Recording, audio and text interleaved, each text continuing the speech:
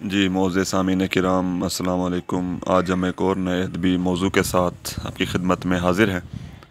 آج ہم بات کر رہے ہیں انتظار حسین کے ایک مشہور افسانے کایا کلپ کے حوالے سے۔ انتظار حسین 20ویں صدی کے ایک منفرد پرتاثیر لب و لہجے کے ایک جدا گانا حیثیت کے حامل ایک مشہور افسانہ نگار ہیں، جنہوں نے اردو افسانوں کا رشتہ جو ہے وہ دیو مالائی کہانیوں، قدیم اساطیر، داستانوں، حکایتوں اور مذہبی واقعات سے جوڑا ہے۔ افسانہ کایا کلپ ان کے مجموعے آخری آدمی میں شامل ہے اور یہ مجموعہ 1967 میں شائع ہوا تھا۔ داستانوی انداز میں تحریر کیے گئے اس افسانے کا مرکزی کردار آزاد بخت ایک شہزادہ ہے اور ایک شہزادی کے عشق میں وہ گرفتار ہے، اور یہ شہزادہ برائیوں اور بدیوں کا شکار ہے،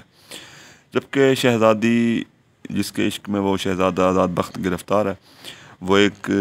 دیو کی قید میں ہے، اور وہ دیو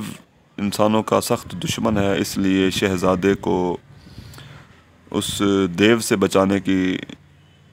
خاطر شہزادہ جو ہے اس شہزادی کو بچانے کی خاطر نکلتا ہے، مگر کیونکہ وہ دیو انسانوں سے سخت دشمنی رکھتا ہے تو وہ شہزادی اس کے پاس بھی کچھ جادوئی طاقتیں موجود ہوتی ہیں، تو وہ اس شہزادے کو اس دیو سے بچانے کے لیے اسے ایک مکھی کی شکل میں تبدیل کر دیتی ہے۔ شہزادہ آزاد بخت ان تمام باتوں کو محض خواب تصور کرتا ہے، کیونکہ وہ دن بھر انسان کی صورت میں رہتا ہے اور رات کو وہ مکھی بن جاتا ہے، لیکن دن ہوتے ہی وہ سب کچھ بھول چکا ہوتا ہے،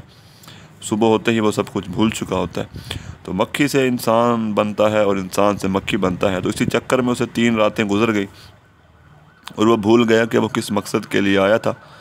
کہ وہ شہزادی کو اس دیو کی قید سے بچانا چاہتا تھا، مگر اب صورتحال بالکل بدل چکی تھی کہ اب شہزادی خود اس شہزادے کو اس دیو سے بچا رہی تھی۔ وہ اس بات کو اپنی مردانگی اور بہادری کے خلاف سمجھتا ہے، کیونکہ وہ بڑا بہادر اور جنگجو قسم کا شہزادہ تھا، مگر مجبور تھا۔ وہ دن بھر ادھر ادھر سیر و تفریح کرتا، باغوں میں گھومتا چھپتا، اور رات کو مکھی بن جاتا اور صبح کو وہ سب کچھ بھول چکا ہوتا۔ تو مکھی بننے اور شہزادی کے تابع ہونے کا احساس اس کے احساسات اور جذبات کو مجروح کرتے رہے۔ اس کی ہمت اور حوصلہ شکست کھا گئے۔ اسی کشمکش میں جو ہے وقت گزرتا گیا اور وہ خود کو مکھی کی شکل میں پرسکون محسوس کرنے لگا، اور مکھی بننے کا احساس اس کے اندر قوی ہوتا گیا، اور آخرکار وہ ایک دن اپنا ماضی بھول گیا، اور شہزادی نے اسے ایک دن انسان بنانے کی بھرپور کوشش کی، مگر وہ ناکام رہی، کیونکہ وہ ہمیشہ کے لیے مکھی بن کے اڑ چکا تھا۔ انتظار حسین اپنی کہانی میں انسان کے اخلاقی اور روحانی زوال اور شکست کو بڑے منفرد اور انوکھے انداز میں بیان کرتے ہیں۔ اس افسانے میں وہ انسانی شخصیت، اس کے وجود، اس کی پہچان اور اس کی ذات کو برقرار رکھنے کے حوالے سے جو ہے وہ بات کرتے ہیں، کیونکہ آج کا انسان جس ریاکاری، منافقت اور خود غرضی کا شکار ہے، اس کا لازمی انجام یہی ہوتا ہے کہ انسان اپنی شخصیت اور اپنی پہچان کو فراموش کر بیٹھتا ہے۔ انسان کی یادداشت ہی اس کی شخصیت کا عکاس ہوتی ہے، نمونہ ہوتی ہے۔ ماضی، حال اور مستقبل یادداشت کے سہارے ہی چلتا ہے، مگر جب انسان خود کو ہی فراموش کر دے، اپنی شخصیت کو ہی بھلا بیٹھے، تو پھر سب کچھ رفتہ رفتہ ختم ہو جاتا ہے۔ تو ایک اقتباس ملاحظہ کیجئے کہ شہزادہ آزاد بخت نے اپنا نام بہت یاد کیا، پر اسے یاد نہیں آیا اور وہ بے حقیقت بن گیا، جیسے وہ سب کچھ اپنے پچھلے جنم میں تھا اور جیسے یہ اس کا نیا جنم ہے۔ اس نے سوچا اور دھیان کیا کہ اس کا نام کیا تھا اور اس کے باپ کا نام کیا تھا، اور وہ کن لوگوں میں سے تھا اور کس زمین پر تھا، پر اسے کچھ یاد نہ آیا۔ اس افسانے کا بنیادی موضوع دراصل خود شناسی ہے۔ ہر شخص میں کوئی نہ کوئی مکھی موجود ہوتی ہے،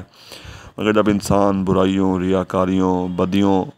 اور منافقت میں گر جائے تو وہ مکھی اتنی طاقتور ہوتی جاتی ہے کہ رفتہ رفتہ انسان اپنے آپ کو بھلا بیٹھتا ہے، اپنے ماضی کو، اپنی شخصیت کو فراموش کر بیٹھتا ہے، اور اپنی ذات کو برقرار رکھنے کے لیے نفس کو مارنا اور نفس کو قابو کرنا جو ہے وہ ناگزیر ٹھہرتا ہے۔ شکریہ۔